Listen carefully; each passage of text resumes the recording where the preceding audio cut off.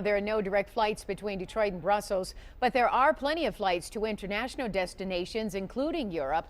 7 Action News reporter Dave Llewellyn is live at Detroit Metro Airport with the latest on security and operations at the airport. Dave? Carolyn, I just did another walk through the McNamara terminal, and there's not a single cancellation listed on the flight board today. It has been a smooth day here operationally. Nothing in the way of stepped up security visible to us beyond what we see in this post 9/11 world. Probably today is one of the safest days to travel because everyone is on high alert. Paula Feeble and her husband are heading to London. The couple did not consider changing their travel plans over what took place in Belgium. When somebody is that dedicated to a particular cause and are very patient and take a great deal of planning, as they said, even on the Paris attacks, these were all very well planned. These are not, these are not kids throwing bombs. Javon Spencer travels a lot for business within the U.S. He thinks the government is doing the best it can to keep Americans safe here. Some things that's just out of our control, unfortunately, and that's just the world we live in right now. But if we can continue to do what we're doing, of course, there's always steps that we can continue to improve, on. We should focus on that as well. But again, just not live in fear, not bunker down somewhere, but continue to live life. I'm not going to let anybody change my lifestyle because, they've got a grudge. And hey, if it's meant to be, it's meant to be.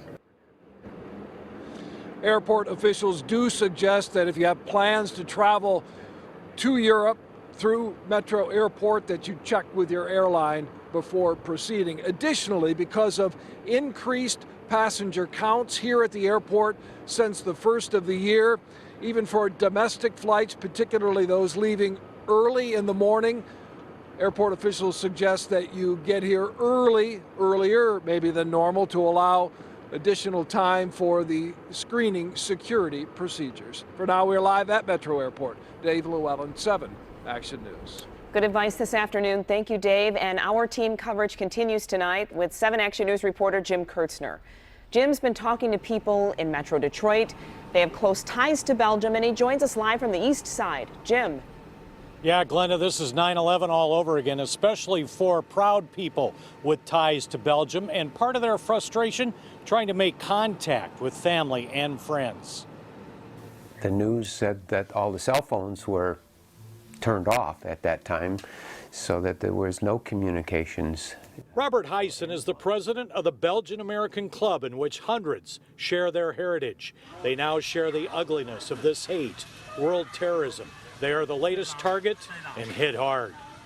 They seem to be in places where you would least expect it. That's the hardest to confront with. Heisen is a former mayor of St. Clair Shores and a world traveler when he worked for Detroit Diesel. Like many others, he believes Belgium was attacked because the last Paris terrorism suspect was arrested there just last week. I guess I'm an optimist, but also a realist. And it is something that every person today should be very concerned about. Belgium is a unique place in the world, and many people go there, and it's a beautiful place, only tarnished by today. Now Heisen, of course, will keep in close contact with any of his club members in case they need any help. If you have any doubt about the deep roots from Belgium in this community, you could stop by the Caju Cafe. In fact, in the spirit of Life Goes On, coming up next hour at 6, what exactly is feather bowling? We'll show you. Live on Detroit's east side, Jim KIERTZNER, 7 Action News. All right, thank you much, Jim.